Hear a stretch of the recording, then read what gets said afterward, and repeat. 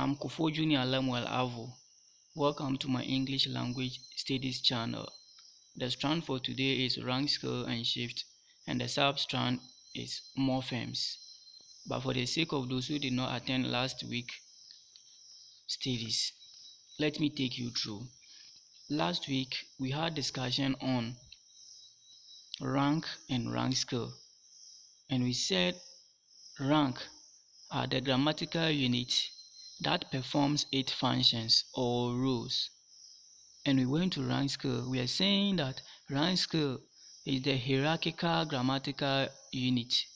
That is the arrangement, the hierarchical arrangement of the grammatical unit, either from highest to lowest or lowest to highest. So that is the rank scale, the definition that we had last week's section. Now we got to know that the grammatical unit starts from sentence. That is, sentence is the highest, and then the lowest is the morpheme. You got to know that this arrangement consists of two types. Either the consist of relationship or arrangement, and the constituent arrangement or relationship. We got to know that the constituent relationship is the relationship which deals with the arrangement from bottom to top, and then the consist of deals with the arrangement from top to down. So that is how we discussed the rank and the rank scale during the last week's session. Now today I'm going to take you through morphemes. So let's look at the course learning outcomes of what we are going to tackle today. The first one is explain what morphemes are and identify the types of morphemes. 2. Identify the number of morphemes in words and sentences. Now let's take morphemes. We are saying that morpheme can be defined as the smallest meaningful grammatical unit in a language. A morpheme is the smallest meaningful grammatical unit in a language. Those who joined this session last week, you saw it to be that morpheme is the smallest grammatical unit among all the grammatical unit. You saw it. So we are saying that the definition is the smallest meaningful grammatical unit in a language. Now to continue that, we are saying that it consists of linguistic elements that cannot be broken into further units. It consists of linguistic elements that cannot be broken into further units. So this is trying to tell us that it has some elements that they are difficult to break them down. Now we have to look at examples. Let's look at these examples. Examples in English: the word stop. It cannot be broken into further units. You can never break stop to get another word. It is impossible. It will still remain stop. So the word stop cannot be broken into further units. So it's a morpheme. In the same way, the following can be considered morphemes. That is cat, C-U-T. You cannot break it down. It will still remain cat, C-U-T. We have cat, C-A-T. You cannot break it down to get another word. So it's a morpheme. We have it, I-T. It's also a morpheme. We have work. You cannot break it down, so it's also a morpheme. We have if, IF. It's also a morpheme. And is also a morpheme. To is also a morpheme. Table is also a morpheme, etc., etc. So by listening to this, we get to know that morphemes cannot be broken down into further units. Morphemes cannot be broken down into further units. Now let's continue. Let's continue with the types of morpheme. Ideally, we have to know the types of morpheme before we can continue. There are two basic types of morphemes. These are, we have the free morphemes and then the bound morpheme. The free morphemes and then the bound morpheme. These are basically the two types of morpheme. We have other morphemes there, but they are all under these morphemes. Now let's take the free morphemes. This is the kind of morpheme which can stand on its own. This means that this kind of morpheme makes sense on its own. For example, boy, girl, dog, calm, etc., etc., etc. So it is trying to tell us that this type of morpheme, they can like stand alone and make meaning. They can make sense. So you can talk of some words that they make sense when you pronounce them. So come, go, buy, they are all examples of what? Free morpheme. Now let's look at this. A word like house or dog is called a free morpheme. Why are we saying that house or dog is called a free morpheme? Now let's listen to this. We are saying that it's because it can occur in isolation and cannot be divided into smaller meaning units. So it can stand on its own and it cannot be broken down into smaller meaning units. The word quickest is composed of two morphemes. The word quickest is composed of two morphemes, one bound and one free. The word quick is the free morpheme and carries the basic meaning of the word.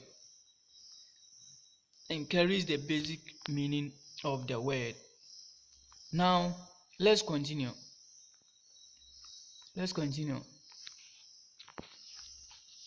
Free morpheme, we are saying that is one that can be altered alone with meaning. This is another definition. The one that can be altered alone with meaning, such as the words that we saw earlier. So example, you have book. It's a free morpheme. It makes sense. When somebody says book, it is trying to talk about something and it can stand on its own. We have table. It also makes sense.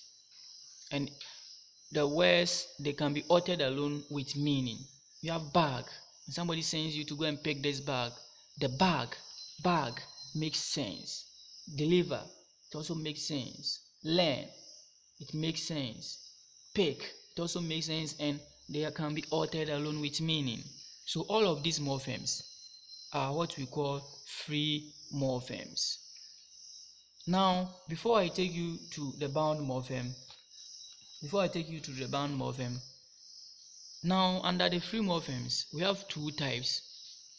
We have the lexical morpheme and the grammatical morpheme, but we will treat that later. So let me take you through bound morphemes. Now, bound morphemes. How can we define bound morpheme? We are saying that a bound morpheme is the kind of morpheme which cannot stand on its own. That is, a bound morpheme gets its meaning when it is attached to the free morpheme. We saw it earlier that free morphemes, they are morphemes that can stand on their own.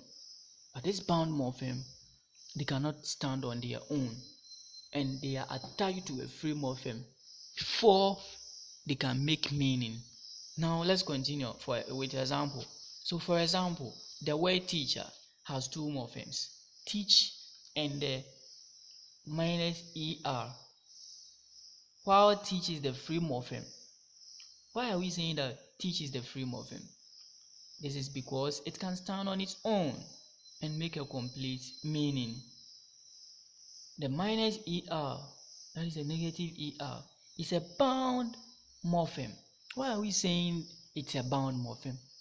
This is because it cannot stand on its own. It can only make sense when it is attached to the free morpheme. So with this, we have gotten to know that the words that are attached to a word that can stand on its own is what we call bound morphemes. The one you can pronounce and make sense on its own is what we call free morpheme. With this, you can get so many examples like faithfulness.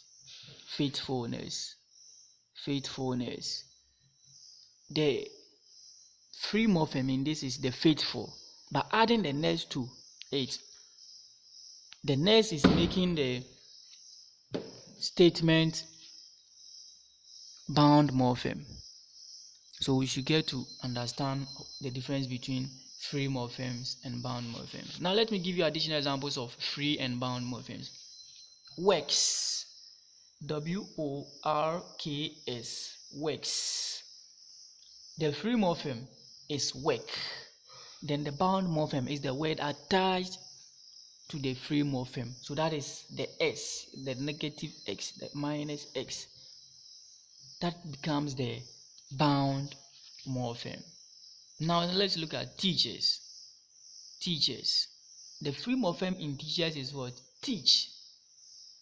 And the bound morpheme here, we can't say the bound morpheme because the bound morpheme, they are two. So you have to say the bound morphemes are the ER and the S. So you will realize that in teachers, after teach, there is ER and then S. So this ER and S becomes the bound morphemes.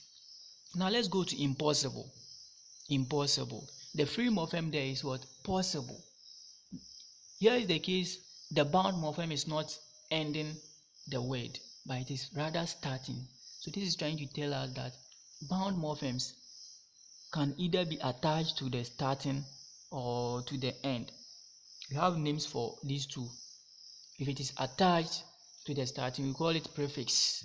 And if it is attached to the end of the word, we call it suffix. We'll continue with that. Now, let's look at comes. Comes. The free morpheme in comes is come.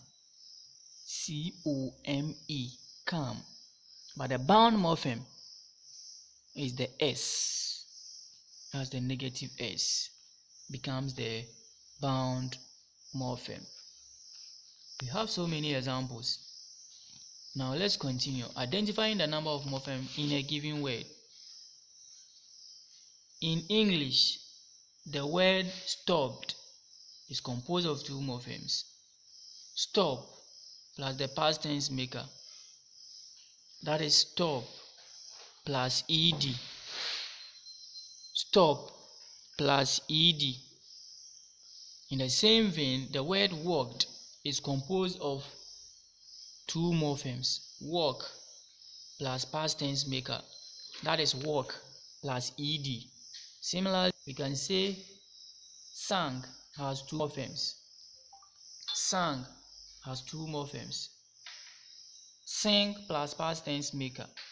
So from the discussion above, we can confidently say that verbs in the simple present tense have two morphemes. These are the ways of identifying a morpheme. So you can see. Now, let me ask you. This is question time. Let me ask you a small question. With the question time, there will be exercise. Now, let's look at this. Identify the number of morphemes in the following words. Now, let's take beautifully. Beautifully. How many morphemes are present in beautifully? You do that. Wonderfully. How many morphemes are present in wonderfully? The third one is vegetables. Vegetables. How many morphemes are present in vegetables? Ladies. Ladies. How many morphemes are present in ladies? You can identify both the free and then the bound morpheme. You add them, you get so many morphemes. So you do that. Now, this brings us to the end of this lesson. I hope the lesson was cool. Yeah. But I have to tell you something important. The free morphemes has two types